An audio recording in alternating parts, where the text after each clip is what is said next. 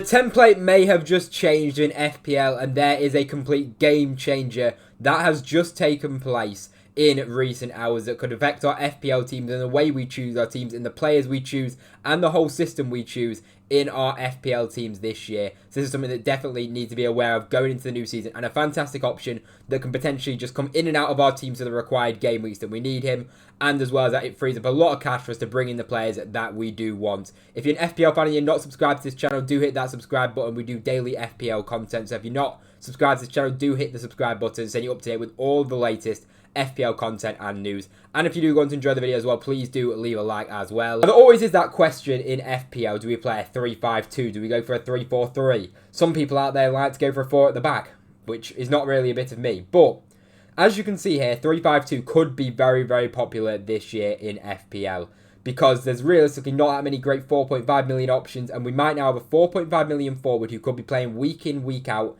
in our FPL teams. We can put on the bench for the majority of the weeks, but then when his team do have a good fixture, we could bring him in, and then he could actually potentially score some points. And he's a player that's got a decent track record for his previous club in the games that he has played in the minimal minutes he's got. And that is, of course, now we have been given the here we go from Fabrizio Romano for Marc Guiu. Now, sorry if I said that wrong, but he's Chelsea's striker. Now, he actually had a very good record for Chelsea in the Europa Conference League, where he pretty much scored like a goal every like 60 minutes or so in the competition. He was playing as their number 9 in the Europa Conference League. Now, granted, the opponents that they were playing weren't exactly the best. They were very low standard, obviously, compared to Chelsea. So, obviously, he's going to look a lot better in games like that compared to the Premier League, where, to be honest, he wasn't really trusted in the Premier League. He only got a few minutes overall in the Premier League over the course of the season.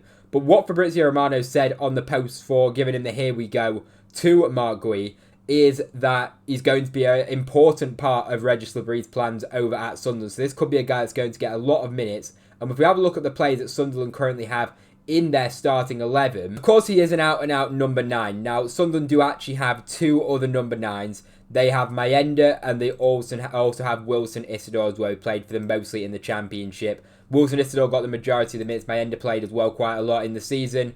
And 2 strikers there that Sunderland have already got. So those are the 2 players that he's competing with. But then saying that as well, Wilson Isidore can play from the left, and as well as that, Mayenda can also kind of operate in all kinds of area in the attack. He is mostly predominantly a striker, a number 9, but as I say, he can kind of operate in the wide areas. He can operate behind the striker. There's a few different areas that these players can kind of pop in terms of Wilson Isidore and Mayenda. And the fact that Sunderland are using a loan deal, Premier League loan deal, which I believe you think you only get 2 every season, the fact they're using one on Marc Guiu, he's a 19-year-old striker. He's only very young. He might be 18. He's very young, a striker. But the fact that Sunderland are bringing him in as their loan player from the Premier League, which, as I say, they don't have an unlimited amount of Premier League loans. They're putting their trust in Marc Guiu. For me, they must clearly have a plan to be using him very regularly. And if he's not starting week in, week out, which I do think at the start of the season, I do think he will come straight into that Sunderland team. But I do think he'll be getting definitely minutes from the bench. Now, the other 4.5 million forwards in FPL aren't exactly the strongest in terms of forwards anyway. There's Krupi or Kropi, whatever his name is, who plays for Bournemouth, who did really well in the second tier of in the French league last season, but he definitely won't be starting at the start of the season anyway. We don't expect him to.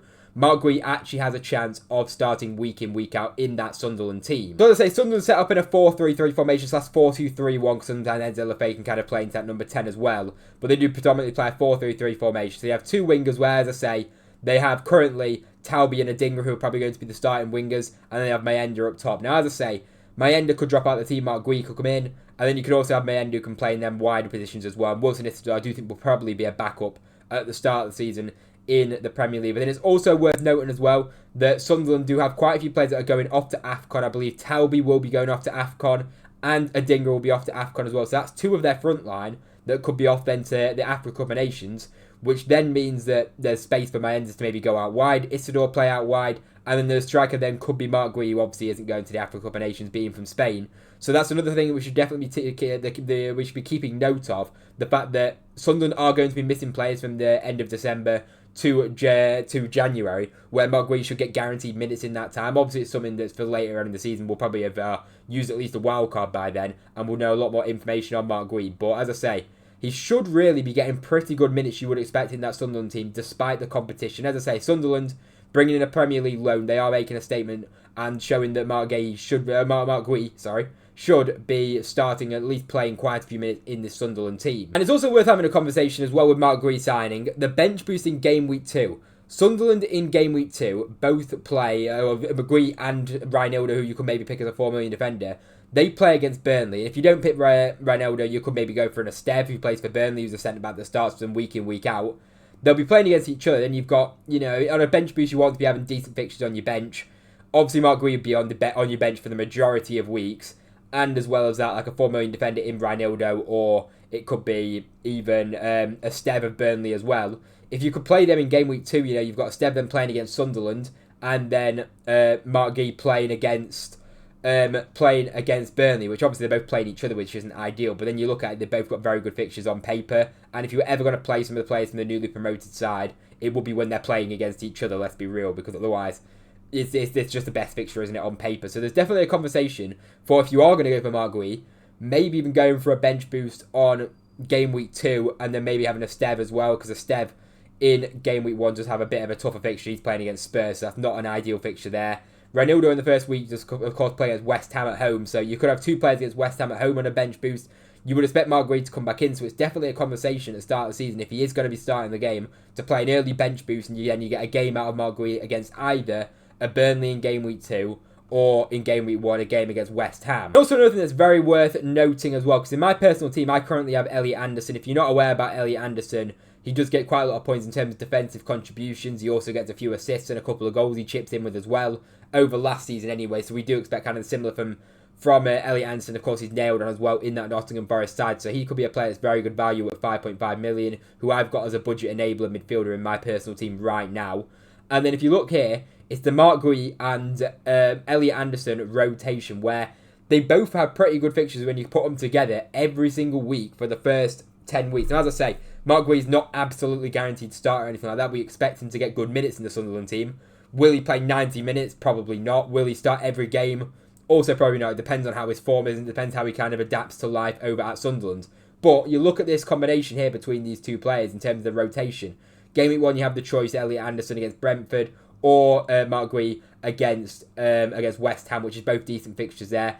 Then you look at it, you've got Guiu against Burnley, Elliot Anderson against West Ham, and then game week 4, you've got Marc Guiu against Crystal Palace. Then you've got Elliot Anderson 3 games in a row then against Burnley, against Sunderland, his team. And then in game week 7, you could either go for Newcastle or Man United, which both aren't awful fixtures, if you'd say right now. I'd say with Newcastle's situation and Man United, obviously, you know, finishing 16th or 15th, wherever it was last season. Then you got Wolves, then you got Bournemouth, then you got Everton. You're avoiding pretty much all of the top 6 clubs in the Premier League last season, bar game week 7. Out of 9 of them 10 weeks, you'd say you've got very good fixtures for both of them when you put them together. So as something that I'm looking at, and I've currently got Marc Guiu in my personal team right now because I'm currently on a 3-5-2. As enablers, these two could rotate really well. And as I say, one to keep an eye on with Marc Guiu, I think his minutes will be decent enough. And then you've got a really nice rotation between him and Elliot Anderson. Now, you can also say with Elliot Anderson, you know, if he's playing a tougher game, he could even chip in with a goal contribution, but then he can also get them defensive contribution points as well, because obviously in a team where, or in a game where Nottingham Forest might not have as much possession against a higher up team, we know Nottingham Forest and the way they play is very much on the counter-attack and in transition. Having an Elliot Anderson in them big games against tougher opposition isn't even a bad thing, I don't think, to start an Elliot Anderson in a game against, as I say, one of the big 6 teams, because he can get them at them defensive contributions. And we saw how dangerous Nottingham Forest were on the counter-attack last season. On the counter-attack and on the transition against the big teams and against just Premier League teams in general. They were so good on the transition. So I think even Elliot Anderson can pretty much play in the majority of games anyway. But then you look and you've got an option there, another option on your bench. And Marc Guiu, you expect to start the games, hopefully, who can maybe get 70 minutes against maybe a Burnley team in an early game week. Or even games that you can see with Marc Guiu against Everton at home, that you wouldn't mind playing them the way that Everton are looking going into the season with the lack of players they've got. So definitely one to keep an eye on. So let me know, will Marc Guiu be going into your team? Right now, I'm on a 3-5-2 formation, and he's my 8th attacker who will probably be on the bench for the vast majority of weeks. And then one that we hope will get good minutes, and we can also keep an eye on and see how he performs in that Sunderland team. And by the way, Sunderland have made so many signings in the transfer market. Obviously bringing in Xhaka recently, they've got a whole new midfield. They just need defensive signings, in my opinion, now Sunderland do, if they want to be really well equipped and to have a good chance of staying up in the Premier League this season. I still think they'll be down there in the Premier League, but they're definitely making strides, and they've made a lot of signings where I think they can definitely be competitive in the Premier League with the signings they've made. So you could look at it in Marc Guiu. If Sunderland perform well, then he could actually be a decent option in terms of he might even play for that bad team, for a newly promoted team, because Sunderland, as I say, are giving it a go. So let me know what you think of Marc Guiu in the comment section down below. Will he be going into your team? Drop a like if you enjoyed, subscribe to the channel. If you've watched this point, you may as well hit that subscribe button. That's the rule on the channel. If you've watched this point, do hit that subscribe button. It'll be very greatly appreciated, and it only takes 1 second as well. And I hope you enjoyed the video. Thank you very much for watching, and I'll see you in the next one.